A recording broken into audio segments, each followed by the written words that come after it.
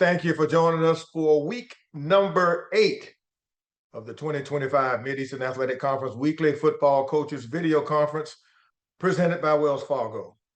I'm Lynn Thompson, Strategic Advisor for the MEAC, and I'm going to serve as the host for today's question and answer session. And as always, before we begin, I'd like to go over today's procedures. The conference will begin by asking each head coach questions about the previous matchups and this upcoming week's games. And before opening the call, the questions from the media, we'll make sure we take care of those details. For this week's session, media reps will be limited to one question per coach, with additional opportunities provided as time permits. Simply to ask a question, click the raised hand feature, remain muted until you're introduced. Got it? Good. So let's get started. You know, this past week, all 6 league teams were in action, and for 3 of them, they were actually active homecoming participants. 2 were host, and 1 crashed the party. The remaining 3 were locked up in battle in Connecticut, South Carolina, and Florida against Northeast, Southern, and SWAC conference teams. Today, with the ever-important race to the conference championship set to begin on the 25th, we find only 1 team in action this week, and the rest of the league sits and rests and game plans for the season within the season. MEAC play, where the road ends with the winner wearing the MEAC crown in Atlanta at the Celebration Bowl. So we'll find out firsthand this morning from the coaches themselves how they did and what they'll do this week. So as always, let's first kick things off by heading over to the Mecca for a visit with the head coach of the Howard University Bison, Coach Larry Scott. Good morning to you, Coach. Good morning, Lynn. How you doing? Doing good, Coach. Doing good. You know, on the road at Sacred Heart, Coach, the Bison were controlling the ball game with 2 touchdowns, a 2-touchdown lead until just a few seconds left in the half, when seemingly Sacred Heart stole momentum with a last-second field goal and seemed to keep it for the remainder of the game, a 30-14 loss, which drops the Bison to 500 on the year. Can you break it down for us? Oh, you just did, Lynn. That was very well done. I think, the first half we came out and kind of established the way that we wanted to play. We knew it was going to be a tough environment to play in, long. It ended up taking us about 8 hours on the bus to get up there with traffic and all that kind of stuff. So we got off to a late start. It was kind of one of those trips that you felt like you were in recovery mode the whole time. But guys came out and played fast, played physical the first half of football.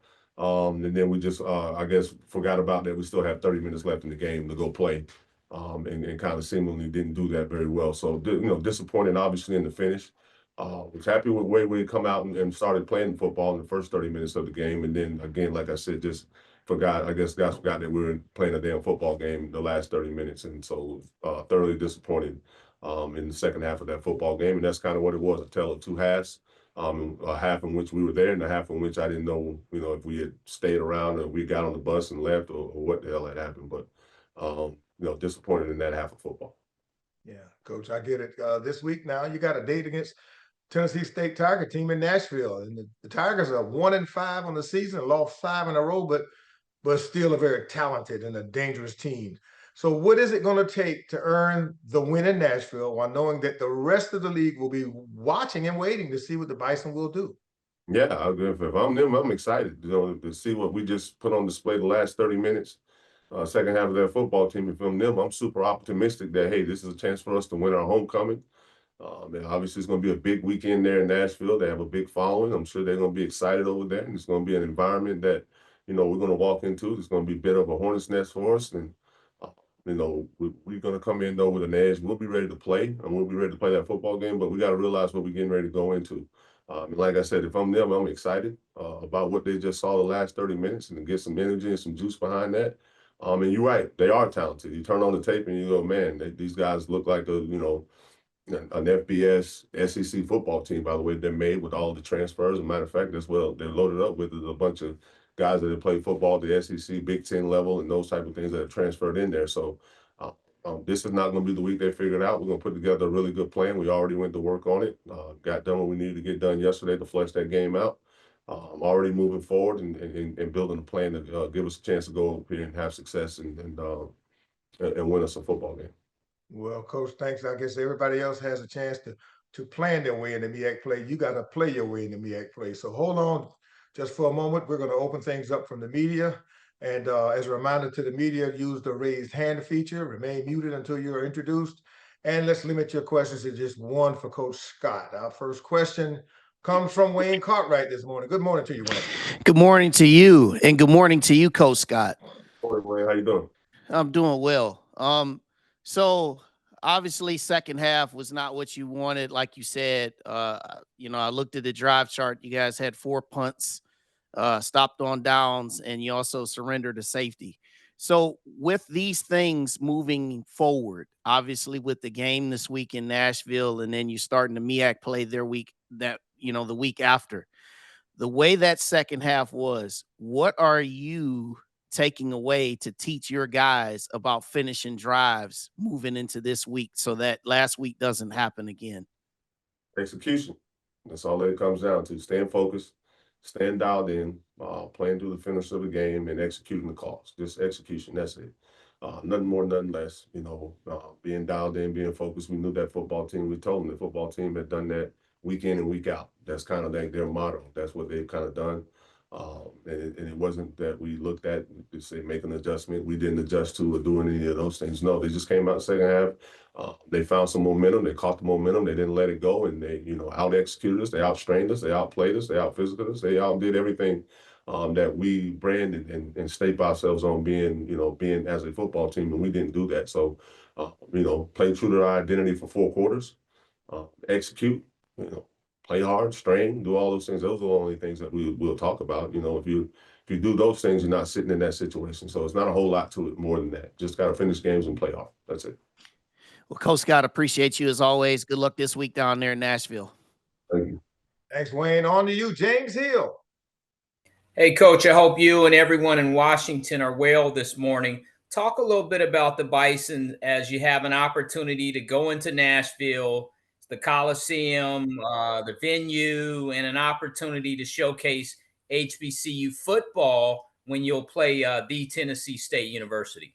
Yeah, it'll be exciting times, right? I mean, you want to go into a situation where there's going to be a lot of energy and everybody's excited about it. Obviously, they're in a place where football is important. There'll be a lot of people that'll show up, and it's their homecoming, and it'll be an environment. It'll be all the things that make college football fun. So I'm glad it's going to be that type of environment. That's the type of environment that you want to be in. You want to play college football games in. So we'll be excited to play from that standpoint. But there's a lot of things that we needed to fix this week, needed to get back to and do really well. So we're focused on us right now. And all the things that we got to do to play better football, so the football that showed up the 30 minutes last week don't show up again. So we had a lot of so we've had some time. We dealt with it, what we needed to do in the meeting rooms and those things yesterday, and went back out on the field to practice last night. And we're weighing and working at building a plan right now to make sure we put ourselves in position to win a football game. So that's our focus right now. All the other stuff that's going on will be fun and great for the environment, which you want to, like I said, exciting environment to go play in another NFL stadium, another venue, another opportunity for us like that. I mean, we have yet to play a home game. We've been a traveling group, so to speak. So, hey, it's just one more opportunity for us to go put the football down and play that we'll be excited about. Thank you, Coach. Have a blessed week. Thank you. Okay, Coach, the next question comes from Dwayne Nash. Good morning, Dwayne. Good morning, Lynn, and good morning, Coach. How are you? Dwayne Nash from New York HBCU Sports and Hero Sports. Hopefully you can understand me. I probably overdid it this past weekend, and I'm fighting through a mouth injury. But, Coach, how confident are you that your defense will return back to form as you're facing a team in Tennessee State that has had its own woes offensively over the past 5 games? Very. I'm very encouraged by our team, where they are mentally and spirit-wise and all those type of things. I think they took a look at the tape yesterday and was just as upset and angry and wanting to get to it and fix it as we were. So the group that is, man, that has a standard for itself, has the expectations for itself that are really, really high, and were thoroughly disappointed in the output, obviously, in the second half of that game that we came out and displayed. So they're chomping at the bit to get back to it and fix it. So I expect this group to be a little ornery when we go out next week and be a little fired up and excited to get that bad taste out of their mouth and truly get back to playing the style of defense we want to play. All right. Thanks, Coach. Thank you. Thanks for that, Dwayne. Nathaniel Henry Jr., good morning to you, too. Sir, good morning, Coach Scott. Good morning, Wayne. How you doing, bro? Good. Nathaniel Henry, Howard Sports Media. Coach, what is your message to the team coming off of 2 losses headed into the remainder of the season, particularly the MEAC conference, in regards to the goals having the goals still ahead of them? What's the mindset in regards to that? The mindset is what it is. It's not how you, it's how you deal with the adversity that you're facing. You know, now, I mean, what's for us now is the true character of who we truly are as individuals, and who we are as a team. So that's what's being challenged. So embrace that challenge, embrace what that's all about, because we know what we're capable of. We've played the type of football that we're capable of. We know we have high standards and expectations of ourselves, but right now you're being tested. And you're being tested in a way that, you know, most teams either make 1 or 2 decisions. You either choose to climb all the way in, you know, pack it up, face the adversity head on, fix the things that need to be fixed, address it and push through it. Or you got some guys that, you know, will think the other way and start thinking about other things and giving up and those type of things. We don't want those guys in or around the program. You know, you got an option right now and make a choice and hit this adversity head on. And I know we have a group of dudes that are going to do that. They're all in.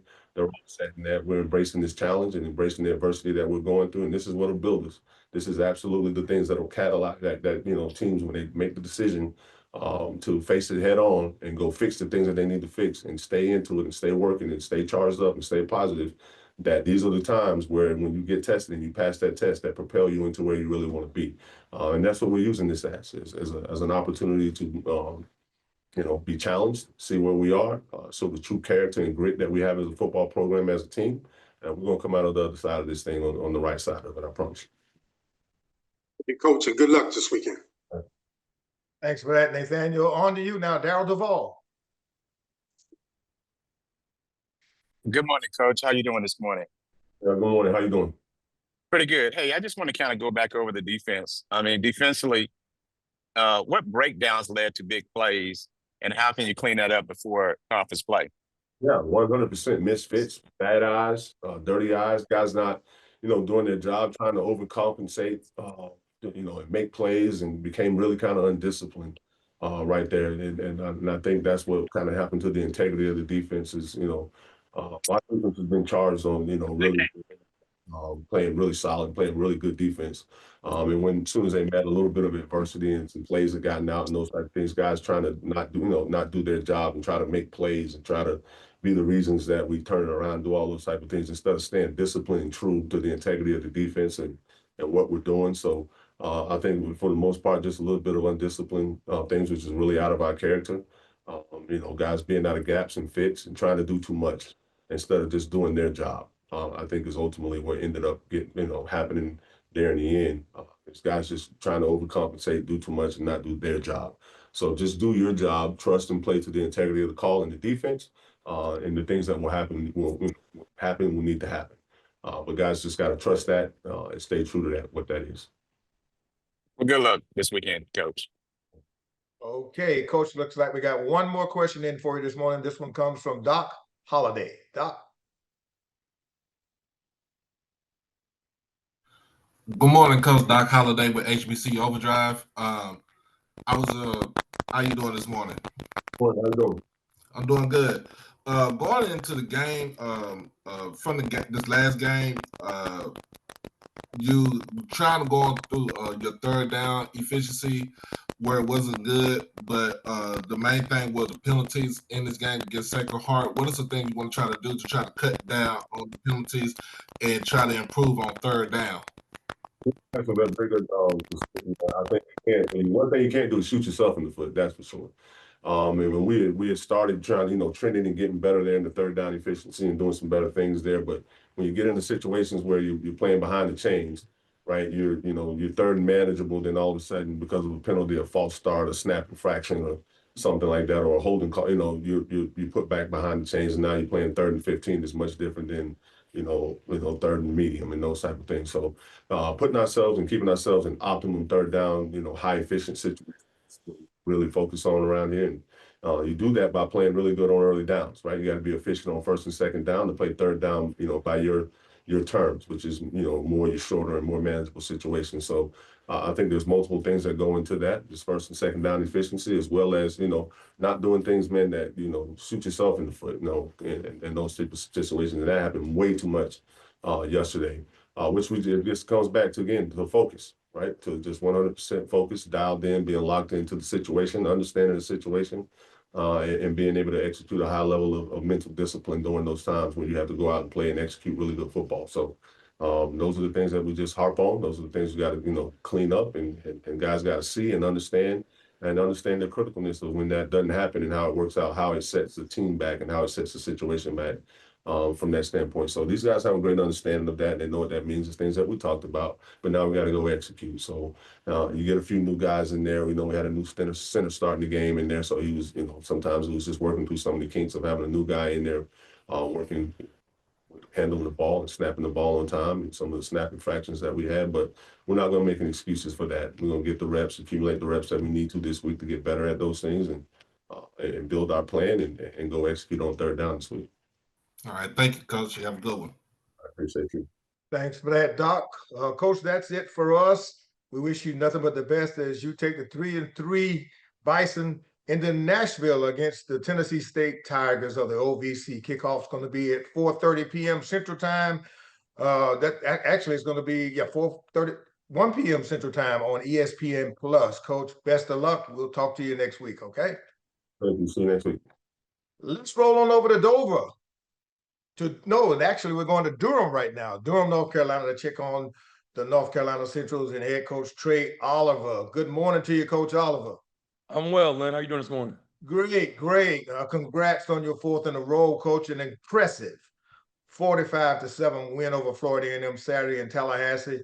Over 480 yards of offense during the streak, and the Eagles are averaging over 45 points a game. But this ball game was dominated by your defense and special teams. Let's hear your feelings on this great non-conference win. Yeah, we finished up our fourth road game in a row. It's been a long time since we've been back playing the game in Durham, but had the opportunity to go down to Bragg Stadium and one of the best football environments there are out there in HBCU. But went down there and I loved our guys' attention to detail, our focus. I thought we were locked in. It was a business trip and very few distractions. And like you said, I thought our defense played outstanding. That was probably our best performance of the year. We did a really good job stopping the run and being sound with our gaps. And then we were opportunistic in the back end. Our D-line got a great pass rush throughout the day, and we came away with 3 interceptions. And then offensively, we still been really consistent, which is good to see.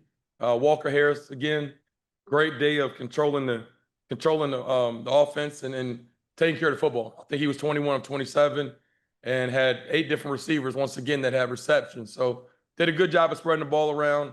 And I thought our overall effort in all 3 phases was really good. So I was pleased to come out of there with the win. Coach, you played a lot of players too, and you earned a much-needed week off. And at 5-2, now you get a chance to go prepare for homecoming and a very good Delaware State team that comes in on the 25th that had 3 100-yard rushes this past weekend. What will your focus be on this week as you kind of rest and rehab and then game prep for homecoming? Obviously, like you said, it's a bye week, and we played a lot of guys. We were really banged up. We had a lot of guys out this past week. We started a true freshman at corner, Lionel Burns, and then we started another walk-on at the other corner spot, Jazeer Duke. So the young guys got tested and thrown in the fire this weekend. I thought they played well. They answered the challenge, and we had a lot of young guys. Riding Lassane, tight end, stepped up, had his first catch of the year, was a touchdown. So it was really good to see these young guys step up and play well. This week, obviously, I talked about, we got to come back and recover from some injuries. I'll always try to catch up academically, getting ready to go on this last stretch. But we're about to face this very tough Delaware State football team. So like everybody else talks about during homecoming week, you got to stay locked in, stay focused, limit the distractions. And, we got to come up with a great game plan because these guys run the football like the Green Bay Packers out there, man. So we got to come up with a game plan and try to figure out a way to slow these guys down. All right, Coach, hold on. That's it for me. got quite a few questions coming from the media. As a reminder to the media, use the raise hand feature, remain muted until you're introduced, and let's limit them to one question today for Coach Oliver. Having said that, Wayne Cartwright, you're up first. Thank you, Lynn. Hey, Coach Oliver, how's it going this morning? I'm well, Wayne. How you doing? Hey, doing great here.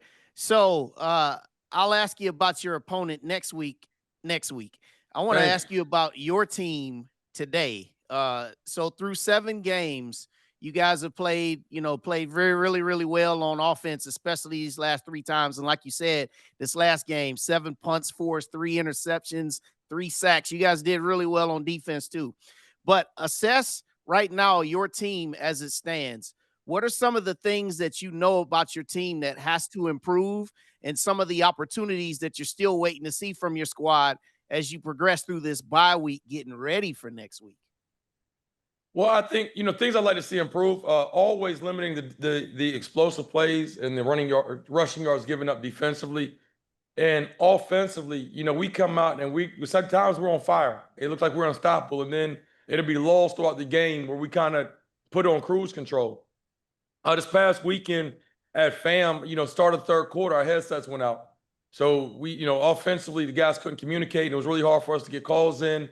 So Coach Leone, our offensive coordinator, had to come out of the box onto the field. So it was a mess with play calling and communication in that third quarter when we started sputtering offensively. But, I think that all 3 phases I've seen improvement over the past 4 weeks. And that's all I can ask for as a coach, is the work to get a little bit better. And, you're turning in the right direction after week 4, 5, and 6. I think that's the biggest improvement. But just want to see some improvement. Even on this bye week, we've got to get better with these 3 practices, and hopefully that'll carry over next week to a very good Delaware State team. All right, Coach Oliver, appreciate you as always. We'll talk to you next week. Yep, thank you. James Hill, you're up. Good morning, Coach. How you doing? I'm well, James. How are you doing today? I'm blessed. Congratulations on that victory down at FAMU. Talk a little bit about the meat grinder. Now you get an opportunity for a bye, but everyone knows, in coaches like yourself who are in it definitely know how challenging the MEAC schedule is on the back half of the season and what that can look like. Yeah, it's tough. And, you have to talk about one game at a time and all that. But at the same time, you got to understand, you can't lose. And I told the guys, congratulations on the win. But, if we were going to lose, we should have lost last week or 2 weeks ago. It's over now. We can't drop any of them. And not looking too far ahead, obviously, it's a 1-game season. And we want to go 1-0 every week. But big picture, you got to understand, every week is for all the marbles. So, obviously we we start off with a tough one. It's like this is probably the hottest team in the conference. And, they understand what it is. We've been the same place. We've had a really good football team the last 3 years, and we did not make it to the Celebration Bowl. We lost the game the last 2 years and they knocked us out. And, both years it was to 2 good football teams, but you can't lose. But I do know this. If we improve every week, we'll be fine, at the end of this thing. Thank you, Coach. Have a blessed bye week, and we look forward to covering you. Yep. Thank you, James. Thanks, James. Coach, your next question comes from Chris Stevens, HBCU Sports. Thanks, Lynn. Good morning, Coach. How are you? I'm well, Chris. How are you? Pretty good. Just wanted to ask about the setup. I mean, you had a bye last week. You go down to Tallahassee, play a game, and then you have another bye week. Does that sort of throw off your rhythm with respect to, getting guys back from injuries, getting guys healthy, or are you just going to take these byes wherever you can get them?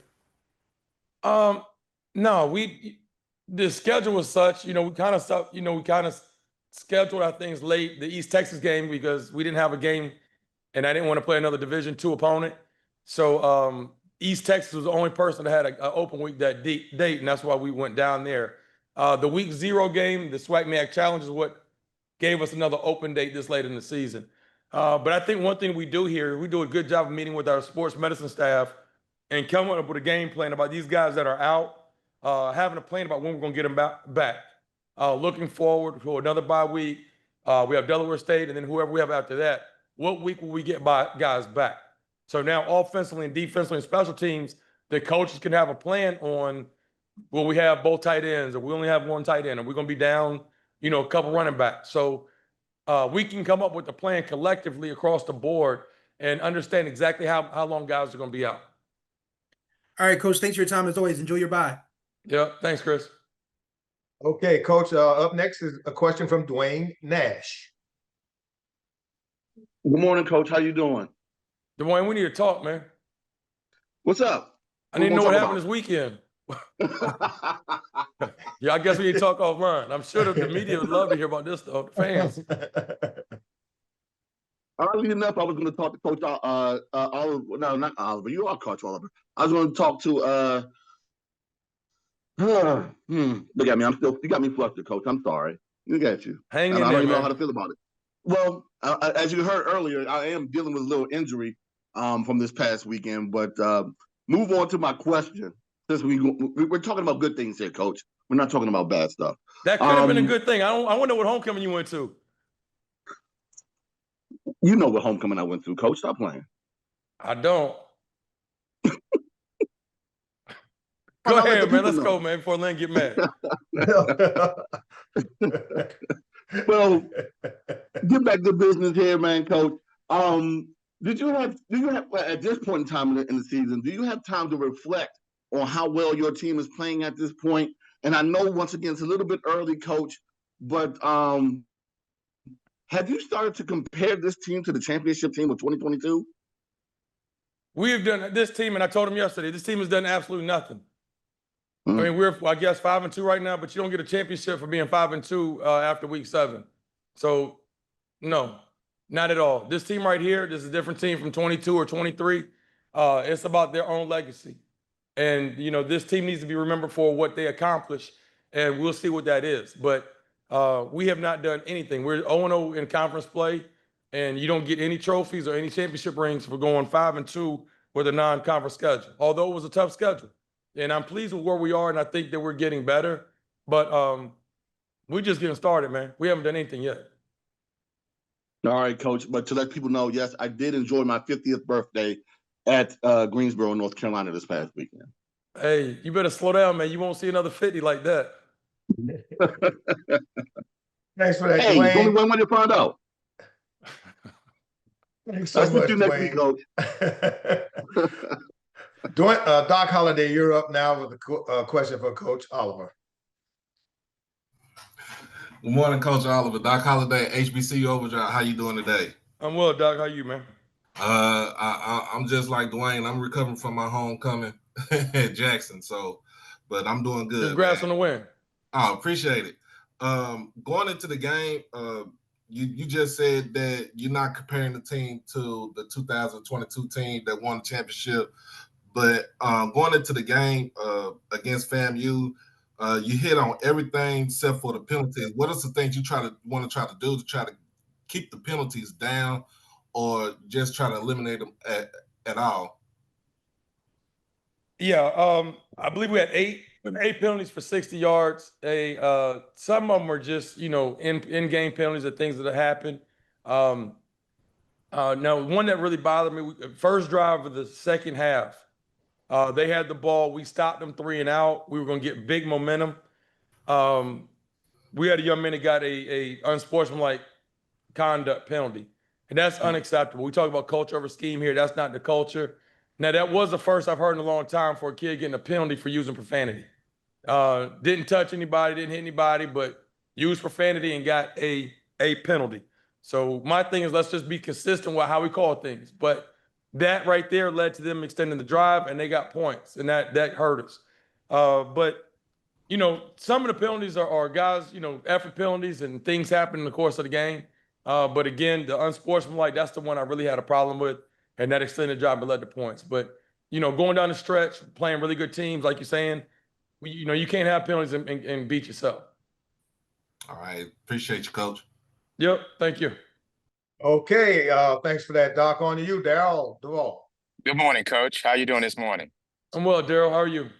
Pretty good. Nice weather outside. I'm outside talking to you. But anyway, I just want to talk about the positives from this past game and what you see going forward in MEAC play.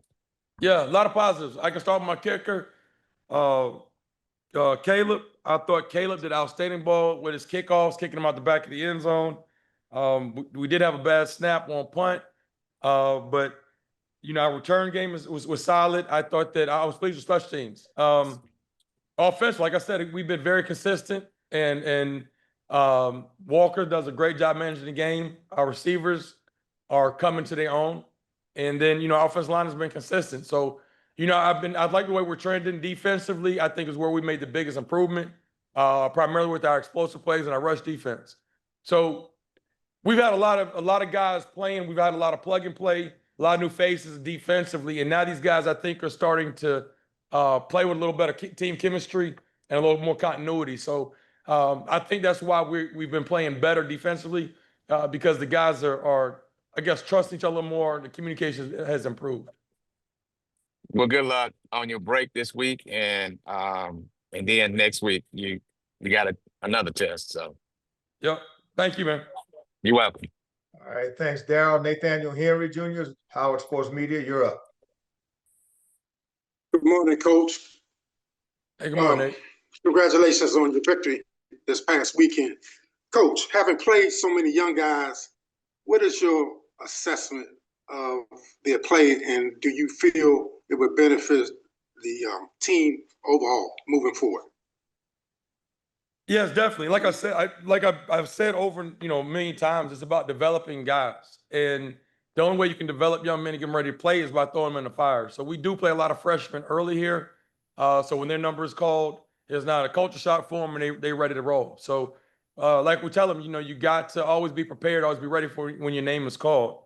But again, when guys have some success, the sky's the limit. Now, of course, you're always concerned a little bit when you're playing freshmen and big games and tough environments. But those two freshman young corners that we had that got experience, that lit a fire on them, and they're going to compete and try to get on the field, get some more playing time. So we evaluate guys every week, and they have opportunity to break the starting lineup. But when you get young guys opportunity to play and they excel, I think it brings up the whole morale of the team, and guys really love that.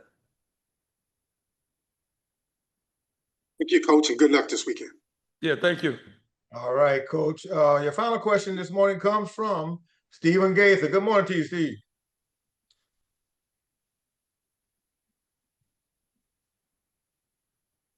It's 2025, Lynn. Tell him to take his mute off. Do this every week. Pump up the volume, Steve. He had a heck of a homecoming too in Winston, I guess. That's his voice? Okay. All right. You can put it in the chat if you want to ask it for you, okay? All right. No, we'll see him next week, man. You can see you next week? Yeah, he got to recover. Boy, homecoming was something, man. We got one dude can't talk, the other dude mouth leaking. I mean, these boys had a hell of a homecoming. Okay, we're going to give you 5 seconds, Steve. You think you can work it out? Got 5 seconds. He's typing fast, ain't he? I'll tell you what, we'll see. Well, just hit Maurice up, and Maurice get the question to him. How's that? All right? Okay, thanks so much. Thank you, Coach. Hey, man, enjoy this week off, and we'll see you next week. Let's roll on over to find out what the big buzz is at Dell State. Fresh off their homecoming win this past Saturday, we've got Coach DeSean Jackson standing by. Top of the morning to you, Coach. You made a lot of alums, students, and supporters real happy recently. You feeling that love in Dover? Oh, yeah, man. We feeling the love, man. It's deserving, man. I feel like I told my players this, man. They owe it to ourselves, man. We work hard enough, and we haven't won a homecoming game since 2018. So there's a lot of distractions during the week, and I'm just I'm glad my guys locked in and took care of business and put up a 70 ball, man. Man, that's so good. After a series of road games, Coach, the Hornets finally returned for homecoming, and then everybody got in on the action in the big 70-23 win over Southern Connecticut State. A record 709 yards total offense, 608 on the ground, Coach. Great defensive show as well. Let's talk about the win, Coach. You break it down for us. Yeah, man, we knew going into this game, obviously, like you said, two games on the road, losing, and it was very frustrating. I told my guys it was a bad taste we had in our mouth for losing those 2 previous games. So we had opportunity. We was 2-0 at home, and we knew we had to be home warriors, and we came up and we showed the world what we could do. Obviously, we've been doing some great things on the ground this year, and it transitioned over to Saturday.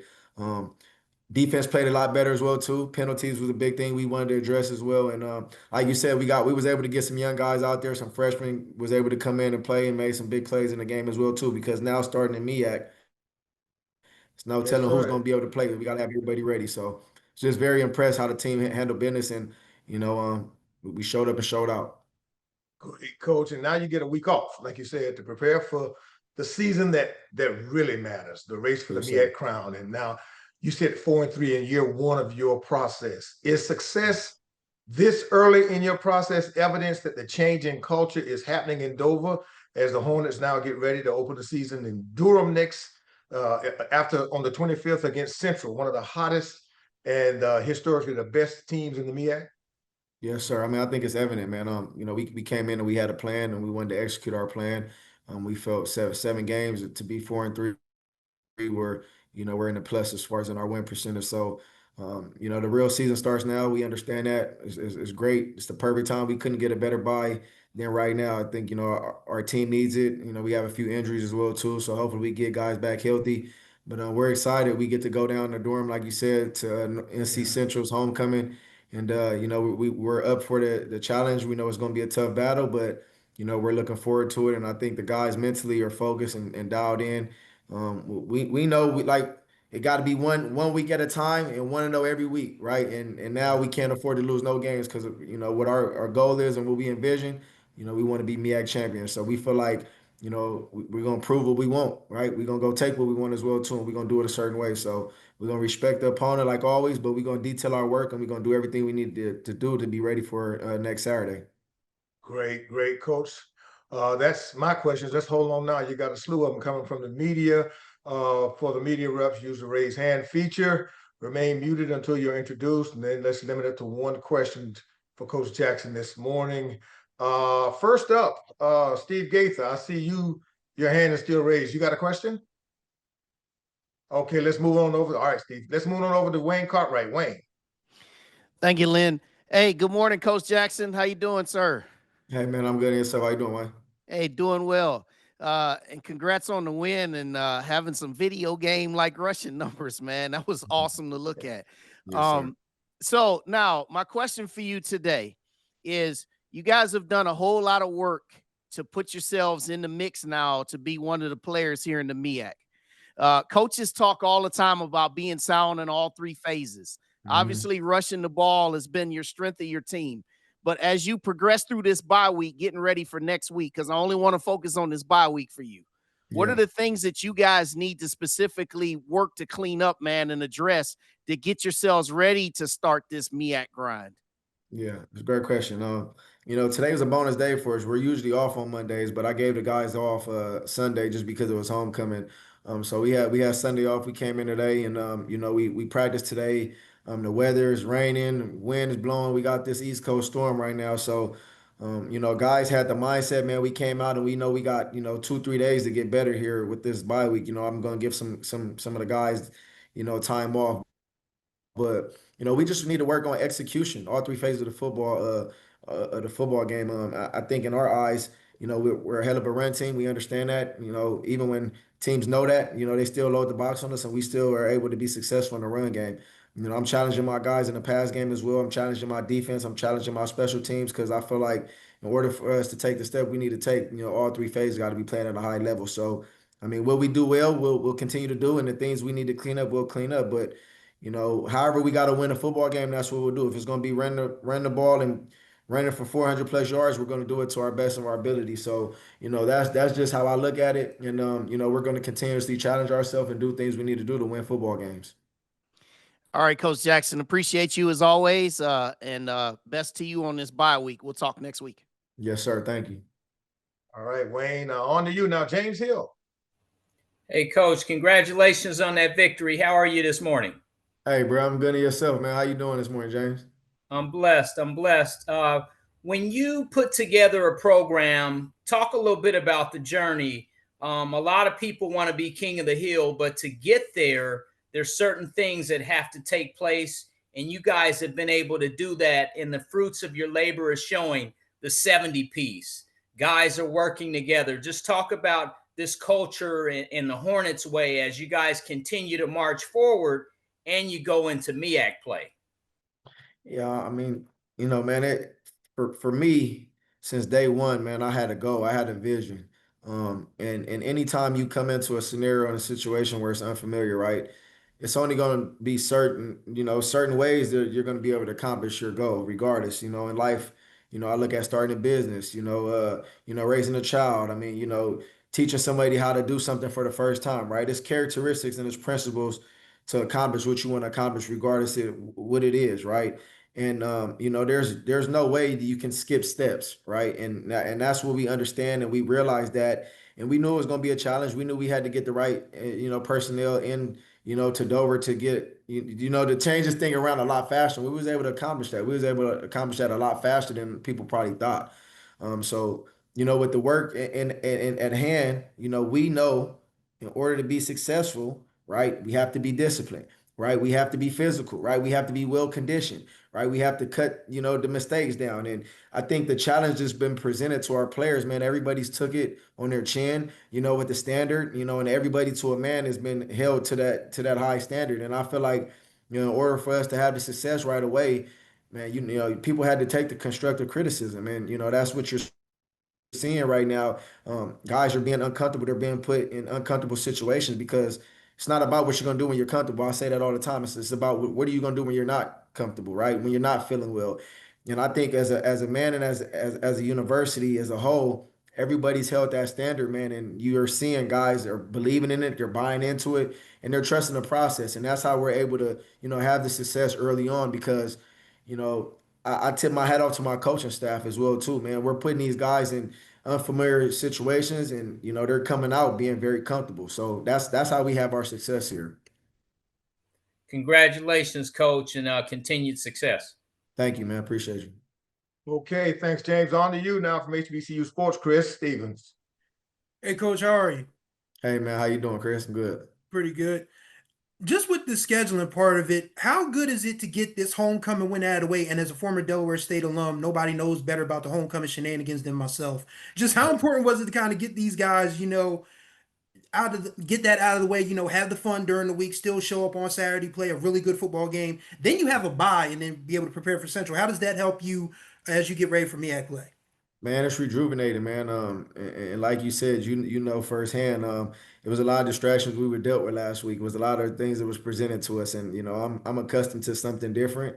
I don't understand. I don't say I don't understand. I wasn't familiar with the HBC homecoming, and man, I would tell I was partaking in. It was a concert on Thursday night. I was out there with our players, because at the end of the day, as long as we get our work done, we're gonna go have a little fun. But I just had to make sure, hey, make sure y'all butts is in the bed by the curfew, right? But man, honestly, man, this is an experience that I had to experience, man. I enjoyed it. I would tell you that first and foremost. On Saturday after the game, I've never seen a packed school, man, where it was about 30,000 plus people all partying, playing music. And I'm looking at some of my players. I'm like, boy, y'all lucky we just won that game.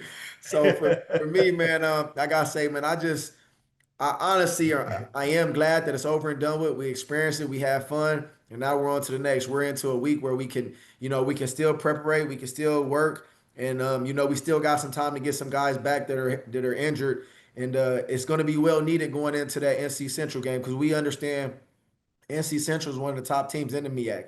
And for us to be who we want to be, we got to go in there and disrupt their homecoming. So let the distractions be on them. we gonna be focused and we gonna be ready to go. So I'm glad our homecoming is over. Hopefully they get some distractions because we gonna need it. All right, thanks, Coach. Best of luck. Enjoy your bye week. Yes, sir. Thank you, Chris. Great. Doc Holliday, you're up. Doc Holliday, HBC Overdrive. Coach Jackson, how you doing today? I'm good, Doc. What's going on, brother? I'm good. Congratulations on your Can I get a few of them hats? I need a few of them hats before the question comes. You got all them hats on the wall, dog. Hey, man, I used to work at Liz, so I customize my own hats and everything. But going into the game, man, you got the top rushing offense in the MEAC and pretty much all of FCS football. But give us the inner workings of having Clinton Portis as the running backs coach on your team? Man, I think that's our difference maker right now, man. He's coaching these running backs up to a different level, man. I think from a perspective of really being able to visualize it and see it before it happens, man, he does a great job of, the trajectory of how a run may hit. When you're coming out, before you make your press on the hole, you may have a cutback, you may be front side, it may be straight downhill. So I mean, he's implementing so much into these running backs, man, where, when you get in the midst of a game, you're seeing some of these cutbacks and some of these runs these guys are making. It's from the vision side of it. Now you have up front, you have the line where Coach Eugene Chung is making sure that these guys are fitting up and making sure they're getting to their guys as well, too. So I think as a philosophy and as a whole, you have individuals taking the coaching, right? You have them not only taking the coaching, they're going out and implementing the coaching into the field as well too. So, I mean, as a head coach, man, you love to see it when you have guys, sit there during the week and practice it, and then they get to the game, and then the practice becomes successful because you're seeing them trust, what the coaching is doing. So, in our eyes, man, we're going to continue to trust one another. We're going to continue to lean on in each other. We understand that it's starts up front in the trenches, man, and those guys up front, man, they're doing a hell of a job of making sure that their running backs and their quarterbacks are running sky free. All right. I'll make sure I'll give you this LA hat right here, man. Oh, that's hard. I need it, man. Hey, come on now. We got dreads too, man, so I think it fit. It's going to fit perfect. I got you, man. Appreciate you. Yes, sir. Much love. All right. Thanks, Doc. On to you now, Darryl Duvall. Coach, congratulations on your big win. Hey, thanks, Darryl. Yes, you're sir. welcome. Hey, I just want to say, first of all, once you go to an HBCU homecoming, it's like going from, I'm an Apple person, from Samsung to Apple. You don't go back. You ain't doing them Androids no more, huh? No more Androids. No. That's the quick way to get these kids to change over, these Afro-American. But anyway, you had 2 turnovers this past last game. So what's the next focus on heading into the conference play? Discipline, execution, tempo? Yeah, I mean, just all 3 phases of the game, man. We understand, turnovers can't be in our play. I think we had a few turnovers as well too. So as long as we could win the turnover battle, I don't expect my guys to be perfect, but I think this past week, I think we was +1 in the turnover battle. So as long as we can win the battle or even down the playing field is what I expect. Discipline is something that I've been encouraging. We cleaned it up. I think we only have maybe 1 personal foul this week as well too. So, in all hindsight, man, we have to be even keel. We have to stay even. We have to understand, it's hard enough to win football games in college football. So, we just got to do. We can't outbeat ourselves. We can't work all this hard to go back to redirect anything to make it hurt us from winning any game. So that's my perspective. Our players understand that. And when they do make those bonehead mistakes, they will pay for it. That's in life. When you make mistakes, you have to pay for it. So we're going to continuously go out there and make sure we clean up the discipline. We're going to clean up the penalties, and we're going to play hard. We're going to be well conditioned. We're going to try to always bring the physical punch in the battle to our opponent and not sit back and be delivered to us. So as long as we have that mindset, man, I think sky's the limits for this team. Well, good luck on your. I look forward to seeing that game next weekend when you in North Carolina State and North Carolina Central. I'm sorry, North Carolina Central. So, but good luck on practicing this week. Okay, thank you, man. Thanks for that, Darryl. On to you now, Dwayne Nash. Morning, Coach. How you doing? Hey, Dwayne, I'm doing good, brother. All right, I'm gonna piggyback off of Doc's question here a little bit. This running back room is very talented. How do you keep that running back room happy with carries week in, week out? Because it seems like it's almost a different dude every week. That if he doesn't lead the team in rushing, he's getting a significant amount of carries and actually producing that particular week. Man, yeah, it's challenging, man. As a head coach, it's challenging. I think it's challenging as an offensive coordinator. I think Clinton Portis has the toughest job. He's interchanging these running backs, and this past week I wanted to see one of the running backs, and he was like, "Coach, you can't do that, Coach. I got my rotation and my reps how I want." I said, "At the end of the day, I'm a head coach, so yes, I can do that." But man, it's a happy medium, man. we go out there and like we really feel like at any given time, man, we got whoever's gonna be there, man. They're gonna be a home run hitter, man. They're gonna make the blocks, they're gonna make the reads, they're gonna run the ball, they're gonna be team players, and it's an unselfish room, man. All them guys are capability of being a home run hitter and making a difference in the backfield. So you never know who you're gonna get a dose of, man. And I think that's a plus and that's a perk for us to have on our offense. After almost 800 yards of offense, you guys need some rest. Get some rest this week, coach. Yes, sir. Thank you. Good. Great point, Dwayne. Hey, Ray Rogers, how are you this morning? You're up. Hey, what's going on, Coach? Right. Good Hey, morning. what's going on, Ray? What's going on, bro? I'm good, my guy. I asked you about Brian Bates last week, leading tackler in the MEAC, and he was the only player at MEAC Media Day that said, man, I'm looking at these other teams. I'm ready to hit something. So, like, MEAC players finally here. How's he going to help lead your team into that game at Central after the bye? Man, we excited about MEAC play, man. All season we feel like, these games was going to get us warmed up and get us ready to go into MEAC play because we understand our goal and our mindset. It hasn't been a championship here since I think 2007. That's too long. The overdue, whatever you want to call it, is overdue. We know it's going to be a challenge. We know we're going to play some tough teams, but we feel like all the teams we played, it got us warmed up and got us ready to go. Every week we'll be dialed in. We'll be ready to compete. We'll be ready to put our best foot forward, and we're just excited to see what the outcome is going to be.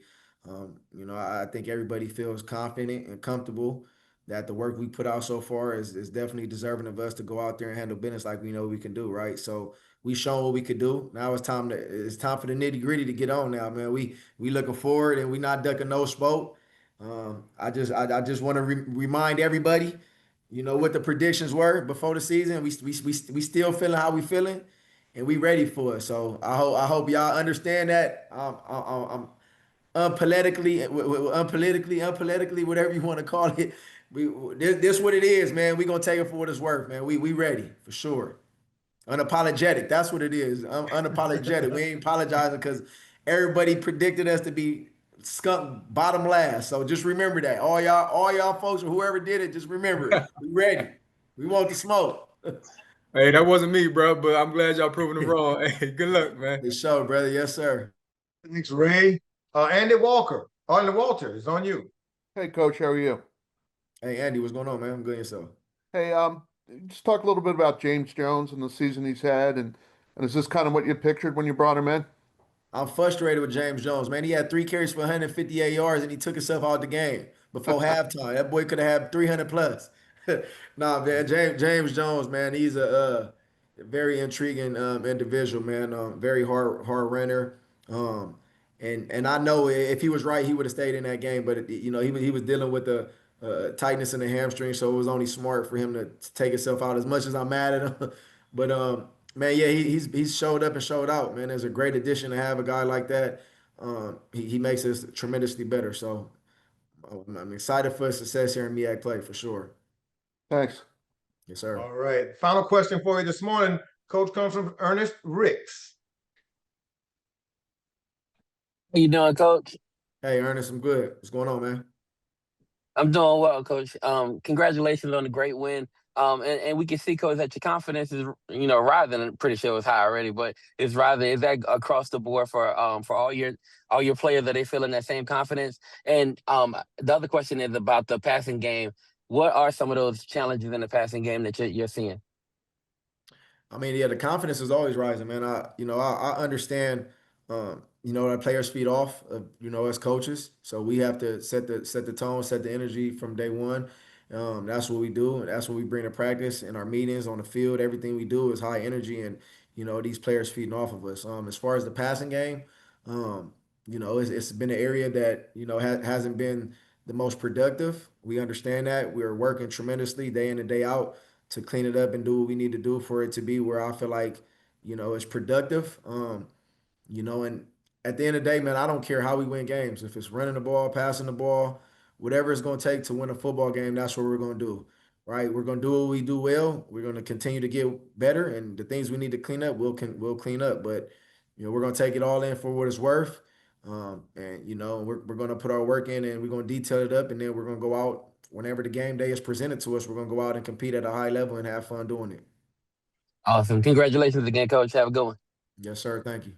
All right. Thanks, media reps. Coach, thanks so much. I hope you have a great rest of the week off, and we'll get you next week as you're in full prep mode for your first foray into MEAC conference play. See you next week, okay? Yes, sir. Thank you, man. I appreciate you. All right. Dell State is off for the rest of the week, and then they'll begin to prep for next week's game as they travel for homecoming down to Durham to play the North Carolina Central Eagles. That's going to be Saturday, October 25th. In Durham, 1 p.m. kickoff on ESPN Plus. Now let's roll on over to Norfolk to check in with the leader of the Spartan Legion, Norfolk State head football coach Michael Vick. Coach Vick, how are you this morning? I'm doing great. How about yourself? Doing good, Coach. Doing good. Last Saturday, the Green and Gold hit the road down south to Spartanburg against Wofford of the Southern Conference. And the Spartans came out of halftime and they tied the game at 14-all, and then Wofford took the lead at the end of the third quarter, and they went on to win 31-14. On the day, two areas you focused on last week were improved. Only one turnover, only 6 penalties, and the young Spartans had, 2 takeaways by your young defense. Great improvements, but as you close the books on the non-conference portion of the season, what do you expect to see now? Take us through this game Saturday, and let's look ahead to. Yeah, just moving forward, thank God we got an opportunity to still go compete for a championship. So I think what we have to do now is just look back at everything that's happened in our body of work, what works, what don't work, and in all areas, and so, from a player's perspective and a coach's perspective, just paying attention to the details now, and how we got to proceed moving forward is going to be very important. This week, these next 2 weeks are going to be invaluable for game planning, and just getting ready to go out and compete really, really hard for a MEAC championship. Coach, at 1-6 now this week, and you've played so much ball, Coach, and now as a head coach, in prep for your first taste of MEAC football and the race for the Celebration Bowl, you've done it as a pro where you've had preseason, and then you've got to get ready for the real season. This is, I guess that's your comparison, but coming into your first game in MEAC play is going to be your homecoming game, and the defending champs come calling. Is that additional motivation? Does that provide you any additional problems? You tell us about this upcoming opponent. Yeah, I think, it's definitely motivation when you got the champs coming in your backyard, especially on your homecoming. That scenario within itself is something that you get up for. And so, while I know our players that get up for it, as coaches, we gotta feel that same energy and we gotta match it. But to go out and win a football game of that magnitude, it's gonna take an unbelievable focus. And I think we committed to that focus. Like in college football, you don't get a chance to have a preseason. So just figuring this out, what everybody does well, what we don't do well, and how we can come out with our best 5 weeks of best game plans to put the guys in the best position to just use their talents and go try to win one. Okay, Coach. Hold on. We've got some questions from the media reps. Wayne Cartwright's first. Wayne, you're up. Thank you, Lynn. Coach Vick, how are you this morning? Good. How you doing? I'm doing pretty good. So I said last couple times on my show, I've talked about how talented your group is, but obviously execution wise has not been there and situational things have not been there. But with that being said, you guys got new life now where you guys get to wipe the slate and start MEAC play. So this week, I'm only asking you about this week on the bye week. Yeah. All right. So with all those things that I mentioned, what is the speech? What is the mentality? What is the whole approach that you're going to undertake this week to get your guys focused on the opportunity that's still at hand? Yeah, I talked to my guys this morning, and we got a game plan that we feel collectively, that's players and coaches, are going to give us a better opportunity moving forward. That's what we're hoping. And so while we iron down the details, I feel like for me as a coach, this is probably my most important week in terms of how things are handled, going back and taking a look at what actually happened, using the last 5-7 games as a preseason, so to speak, and then here's how we make our adjustments and versus our opponents, because we gotta watch them as well. So as a leader of this team, is important that I make the right decisions and get us down there. Coach Vick, appreciate you, sir. Enjoy the bye week, and we'll talk next week. All right, thank you. Okay, Coach, the next question comes from James Hill. Good morning, Coach. How's it going? I'm doing great, thank you. How you Awesome. doing? Pretty good. Talk a little. Great, but it could be better. Oh yeah. Talk a Still little. how about good? Go ahead. My man. Talk a little bit about the journey. Everybody wants to be the king of the hill. Everybody wants, the success, but it's about the road to get there, the character, the grind, the commitment, all the good stuff that you go through that builds that up. Talk a little bit about that for the Spartans and so far putting a program together and looking for W's and even being better than the record may indicate.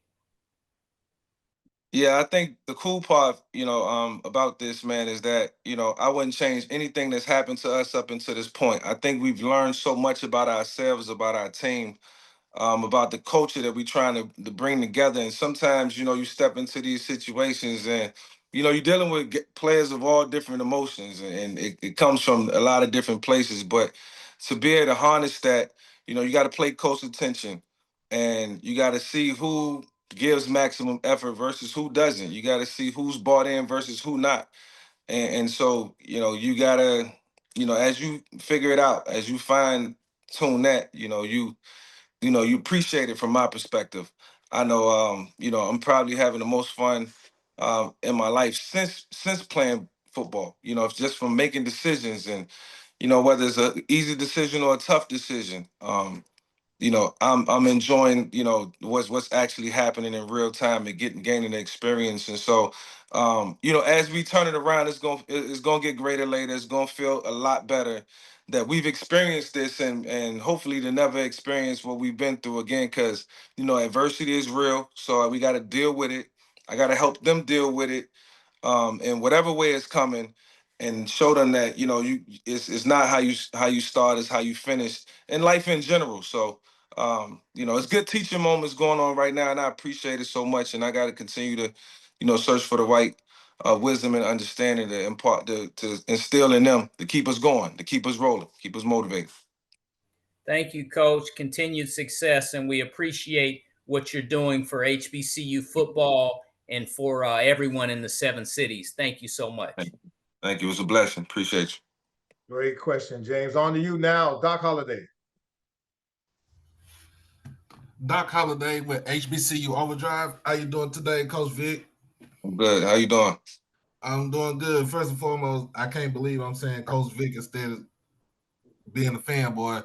But going into the game, I'm still getting used to it. But going into this bye week, what are some things you want to try to do to try to jumpstart your running game and try to get Kayvon King and Xavier Evans a little bit more spark for conference play? Yeah, I think Kayvon, one of our trusted leaders, I'm looking forward to Kayvon putting the team on his back, down the stretch. Amazing moments that these guys have in front of him, and Kayvon understands what's in front of him. He wants to finish strong, but obviously that's going to be predicated on what we block up front. And so we got to be attention to detail. We got to be disciplined. We got to have different attitude going into conference play. And so we've got a taste of what works and what doesn't, things that we can do better. And I think Kayvon and the X got to be in on exactly everything that happens with the continuity up front. So it's going to be a big week to just figure out who we are and how we move forward. All right, Coach, good luck. We'll see you next week. Thank you. Thank you, Doc. Darryl Duvall, you're on.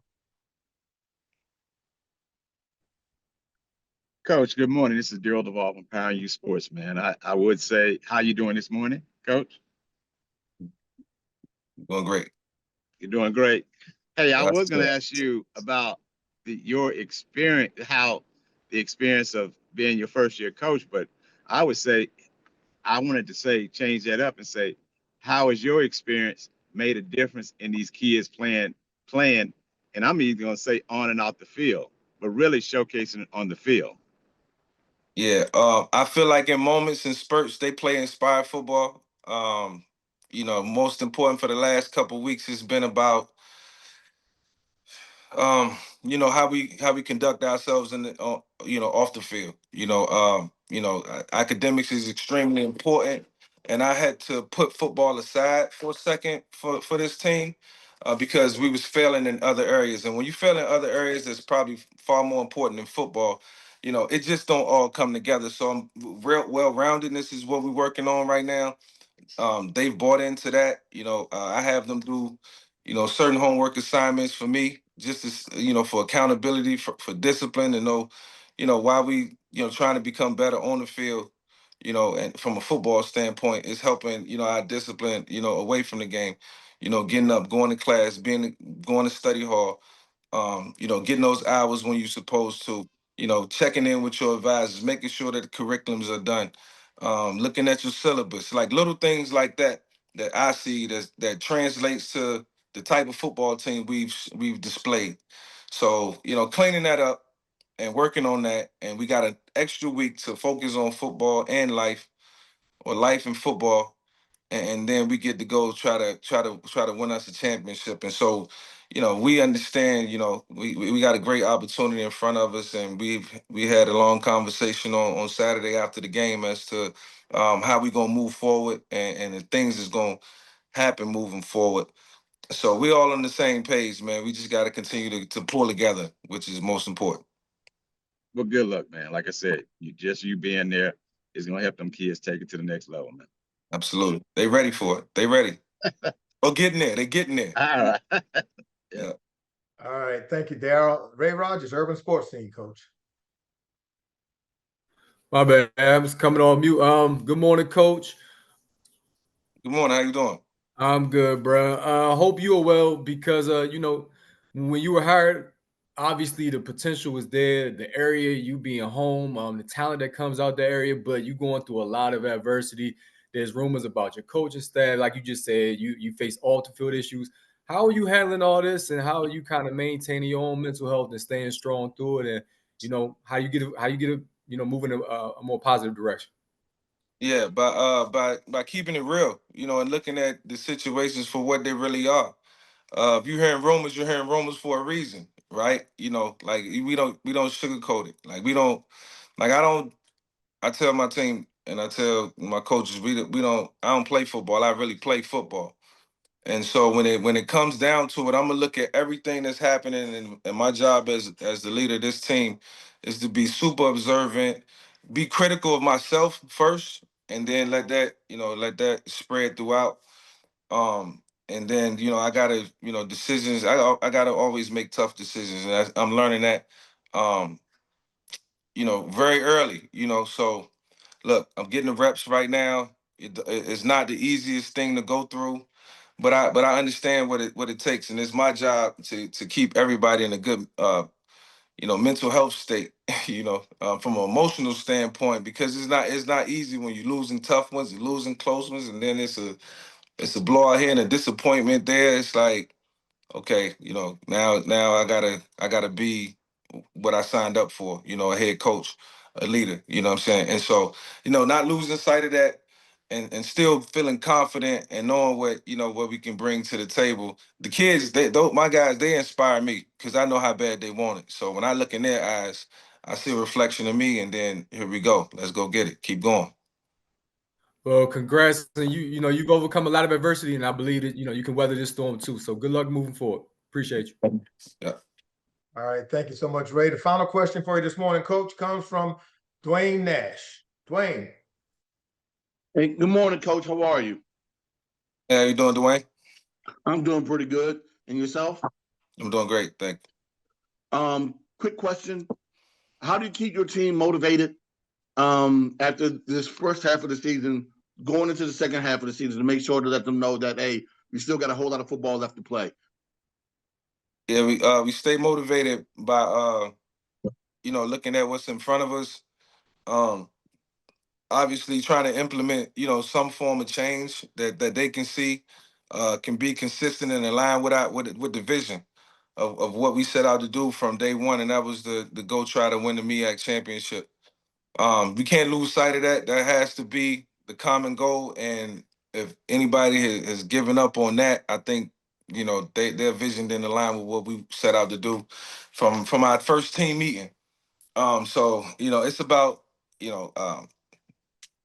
getting together, understanding what needs to happen moving forward, how we gonna do it, and how we gonna be competitive and not give the game away, and know that we can compete with anybody on any given week. So just ready to try to continue to hold guys to a higher standard and push harder.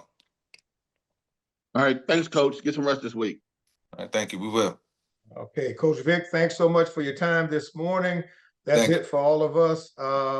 Enjoy your week off and get ready for homecoming. We'll see you next week, okay? Thank you. Appreciate it. Norfolk State is going to be off this week, but returns to action Saturday, October 25th for homecoming against South Carolina State at Dick Price Stadium in Norfolk, Virginia. It's going to be a 2 p.m. kickoff on ESPN+. As a matter of fact, we're going to go on down to Orangeburg, South Carolina to get up with the Bulldogs. Our next interview is going to be with the head Bulldog himself, Coach Chennis Berry.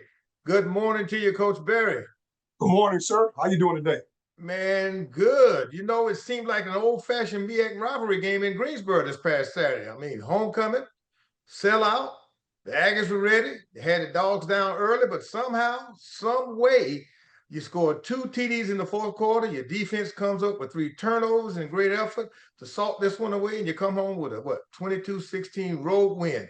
Take us back to the action from your perspective.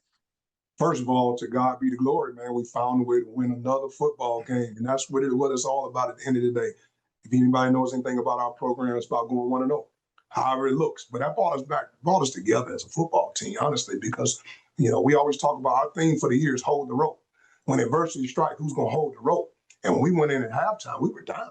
And, guys looked at each other and knew we were a better football team than what we showed in that first half. And they came out in the second half, man, because last time I checked, man, the game of football was 60 minutes, not 30. So, I told those guys, let's focus on the next 30, control the controllables, and they came out in the second half. But I thought our defense, they played outstanding the whole game. Our defense was hard to deal with. They played really, really good ball. Our special teams did some good things. Offensively, we were up and down, but the second half, we got it really rolling, and we did some of the things that we thought we could have done in the first half. So all in all, we're grateful to be sitting here 1-0 and getting ready to go into the off week and try to get healthy, try to get better, and find a way to get in the MEAC play the right way. Okay, Coach. So now here you sit 1-0 after last Saturday, but 4-3 overall. And you rest, you rehab, and game plan for the tough slate of games that we call the MEAC Conference schedule that will chart the course for the MEAC Crown and the Celebration Bowl. You've done it before. The first one is next Saturday, the 25th, actually. And that's going to be, in Norfolk. What will it take for the Bulldogs to be successful on the 25th over a Michael Vick team that seems just about ready to put it all together? Just winning the day for us, man. It's about going 1-0 every day. Yeah. We're focusing on, first of all, we got to take care of us. It's never really about the opponent. We're going to respect all opponents, but it's about us, cleaning up us, man. We got to get healthy this off week, really focus on some self-scouts, kind of who are we, what are we known for, what do we do well, what do we do not so well in this first half of the stretch, man, and just, continue to focus on the main thing. The main thing is the main thing. Find a way to go 1-0, and our team will be ready to do that. Discipline, integrity, God, dedication, effort, execution, pride. That's dig deep. That's our program. That's what we're all about. That's our culture, and that's what we'll be. No doubt about it. All right. Those are my setup questions, Coach. We got some tough ones coming from people like Chris Stevens and those. So they're going to use the raise hand feature, and then we'll light them up, and they'll shoot them at you. So, Chris, you're on. I don't know if it's going to be a tough one, but, Coach, how you doing this morning? Hey, good morning, man. How you doing today? Pretty good. Obviously, you get through your non-conference schedule relatively in good health and good shape, kind of unscathed a bit. 4-3 isn't a bad record, and obviously the ones that really count start next week. What's your overall assessment of this team heading into this bye, and what's the one thing, if you could pinpoint one thing you'd like this team to improve on ahead of the Norfolk State game, what would it be? Well, for us, we're exactly what God had us to be. We're exactly where we're supposed to be. We had a tough non-conference slate, man. We played some of the top teams in America. Those first, I'm not talking about HBC, I'm talking about in all of America. So, we played some good ball against some good teams, and we played there was times you watch us, man, you look like, man, that's a really good football team, man. But we are a really good football team still. But our thing right now, just focusing on us, a lot of what I call sins, man, those self-inflicted negatives. We got to clean those up. And I just met with my staff. We had a staff meeting this morning and just talked about this week. We're just going to focus on fundamentals, footwork, all the things, hat placement, all the eye discipline, all the stuff that really comes back to you in the end of the day. So, that's our focus, just working on us. And we want to get healthy. Obviously, we played 7 straight games against some of the opponents we played. We're probably banged up, which most teams are. And a lot of guys are taking a lot of snaps, but we played a lot of guys as well. And the reason we were very intentional about the first half of the season, because we wanted to play a lot of guys. And those that know, obviously, we're a fairly new team. We had 1 returning starter on offensive lineman. We had 2 returning starters on defense, a defensive lineman and a DB. And all in all, these are new guys out there going out and trying to execute our plans. So we're excited. We're grateful where we are. We're encouraged. We got a good football team. Guys believing in that locker room, coaches believing, and we're exactly where we're supposed to be as we head into the second half of the season when it all counts. Fall in love with the process of going 1-0 every day. Thanks for your time as always, Coach. Enjoy your bye. Thank you, man. Good seeing you. Take care. All right. Coach James Hill is up next with a question for you. Hey, Coach, I hope you and everyone in Orangeburg are well. How are you?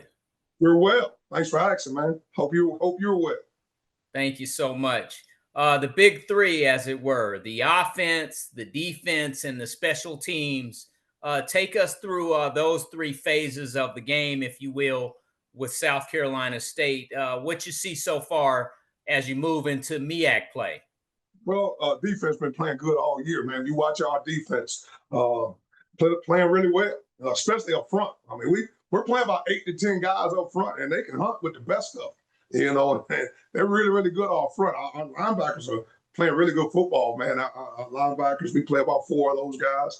They're flying around. They're being great communicators, making sure. For me, it's about effective communication, not just communicating, because sometimes that can be poor communication. So they're doing a great job in our back end, man. We got some really good guys. We're playing about 8, 9 guys in the back end on purpose. We're doing this very intentional about where we want to be defensively at this moment. And special teams has gotten better.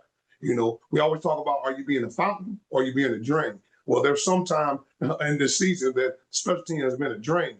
But lately, they've been a fountain. So they were winning the field position battle. We're doing a great job getting the ball through the uprights. We're doing a great job of pinning people deep, winning the field position battle in the punt game. So, and then we've had some good things we've done all our kicking units. Then offensively, it's like we're hitting strides where we're looking really, really good. And there's strides where, we're having a lot of what we call self-inflicted negatives. So we just got to clean that up, going down the stretch, and build that chemistry as we continue to get into MEAC play when it all matters, man. Just trying to find a way to go 1-0 every single day.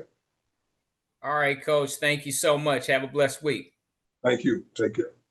So now, James, on to you now, Dwayne Nash. Good morning, Coach. How you doing? Mr. Nash, how you doing today, sir? I don't have you anymore, sir. You're on mute. Dwayne.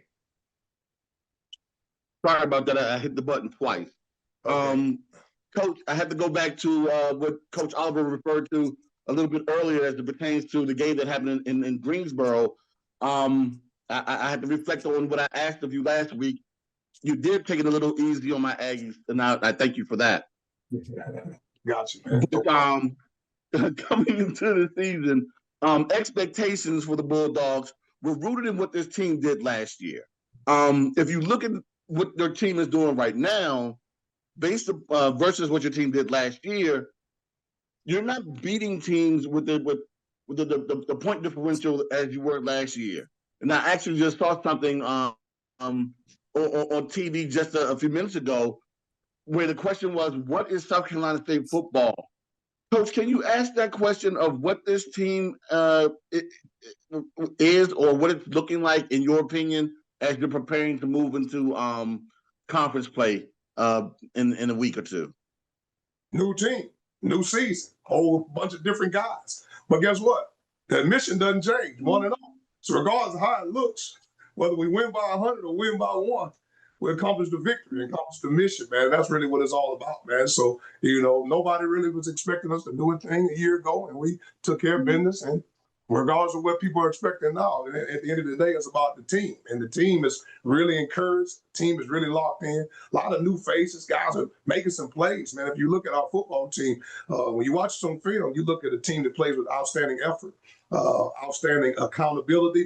They play hard, they play fast, they play physical. We're a physical football team. So we're exactly where we're supposed to be at the halfway point of the season. And we love where we are. At the end of the day, we got to get healthy. We got to play good, inspiring football on all 3 phases. Nothing changes for us. We got to play well on offense. All right, got to play well on defense. Special team, got to be able to run the football, got to be able to stop the run, and we got to be able to win the field position battle. So for us, every week it comes down to 4 key categories. All right, win the effort battle. That has nothing to do with talent. Win the penalty battle. Win the explosive battle. Win the turnover battle.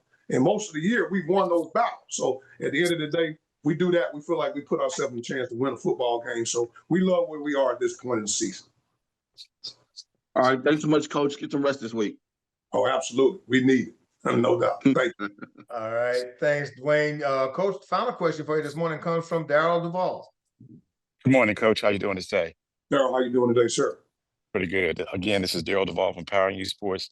I just want to ask, what was the locker room message post game after finishing drives and protecting the football after this game? Oh, man. It's about, we always give God the glory as soon as we come in the locker room. That's the first thing we do.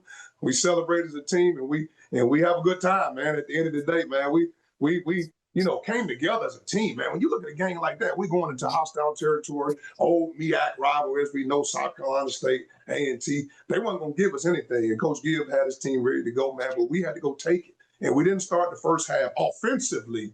I'm going to refer to that because defense was playing some ball like we wanted to start. But, guys, we looked at each other at halftime, man. We said, you know what, guys, 30 more minutes in this game. Let's do what we know we're capable of doing. And we did that, man. And ultimately, at the end of the day, I thought our team, that was a good team win. When we talk about team wins, those are more important than anything. And people don't know this. This is the first time in my whole entire career, my head coaching career, because I've been doing this now for 32 seasons. But my head coaching career, this is the first time we've ever had to come down from 2 scores and win a football game. Now, like the guy alluded to earlier, most of the time we've been up, but we had to come down from 2 scores. And that's never happened in my time as a head coach, whether it be here or the last institution. So us to come back and win a game down 2 scores, that really brings us together as a team. So we're clicking at the right time. And I think I like our chances as we go down the stretch. Well, good luck, Coach. Thank you very much. God bless you. Thank you. Take care. Okay, Coach, that's it for us for this week. Now you get a chance to just go back to work and do your game planning, your rehabbing, and all the other stuff that comes with a good week off. So we're going to let you go and get back to that, and we'll see you next week. But for all of you, South Carolina State is off this week. But when they get back in action, it will be in Norfolk, Virginia, as the guests for Norfolk State's homecoming. And that's going to be Saturday, October 25th at Dick Price Stadium for 2 p.m. kickoff on ESPN+.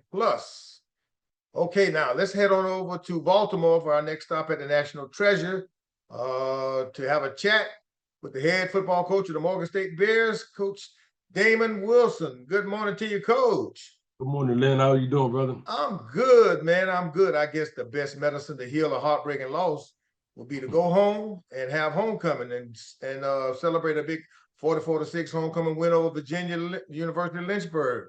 And that's what you did this past Saturday, Coach. 538 yards of total offense, including 200 on the ground. I guess that did the trick. But is that enough to keep you inspired for the real season now, which begins on the 25th? Take us through homecoming first. Well, it was great to get all alums and supporters on campus and give our guys an opportunity, like you said, to get that Georgetown loss, kind of out of our system a little bit. Yeah. Then the guys played well, executed, got a lot of guys an opportunity to play, which was good. A lot of young freshmen took some snaps that second half, and they executed a little bit. So that's going to help us for this home stretch with regards to this conference play I know we got guys that's just played, got some snaps in the college game. So we're gonna need all these pieces that we do have to have a chance to win this deal, run this conference deal. Coach, now you get a week off, plus rehab, rest, and you get a extra week of film on Howard because they've got Tennessee State on the road this week. Then you got to get your short ride over to the nation's capital when you start your MEAC crown with a beltway battle against your big rival, the Bison. You got to play the best ball of the season on the 25th to open up MEAC play and make a big statement, Coach, to set the tone for the Bears. Now you went 3-4 in non-conference. Your non-conference season could have very easily been maybe 5-2 or 4-3 at the worst. Let's talk about that moving forward. I mean, you're right. You lose 2 games by the last play of the game in the non-conference season, and then you play a South Alabama team where you had an opportunity to win that ball game. But all of those experiences hopefully prepared us for conference play. There are lessons to be learned in each one of those games, and we got reference points. That's one thing we talk about a lot. Is having a reference point, and we have a reference point. We know what it feels like not to finish. So that's the taste that you don't want in your mouth moving down the line. Like you said, we got to go to Howard. We've got to play those guys for their homecoming. A really good football team. They got a Tennessee State this week.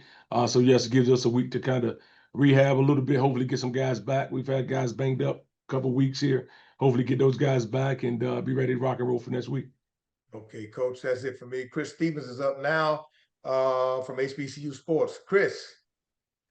Thanks, Lynn. Good morning, Coach. How are you? I'm good, Chris. How about yourself? Pretty good. I'll ask you a similar question that I asked Coach Jackson earlier. Just how big was it to, number one, get a homecoming win, and number two, be able to have that out of the way now that your guys have been able to, enjoy the spoils of homecoming, and then now be able to prepare for a schedule where everybody now has a clean slate?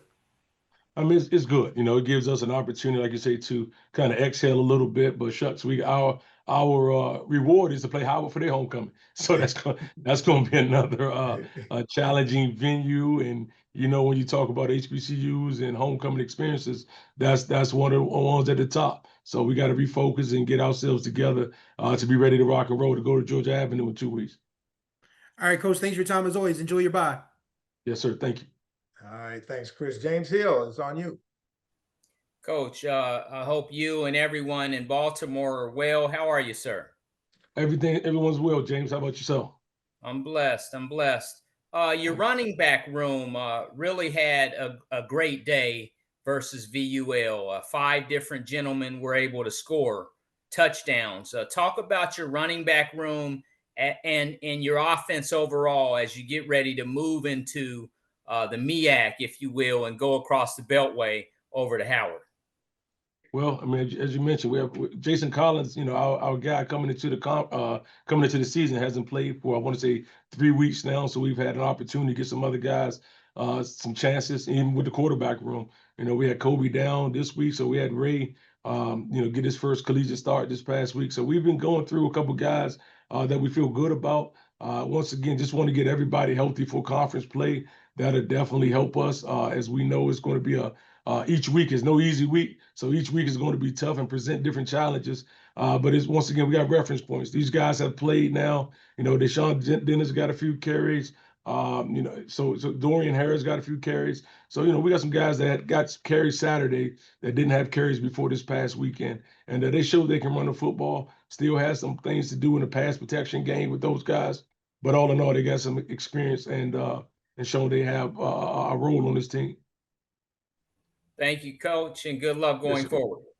Yes, sir. Thank you.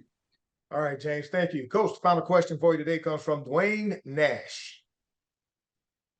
Good morning, Coach. How are you doing? Doing good. Dwayne, how about yourself? I'm doing all right, man.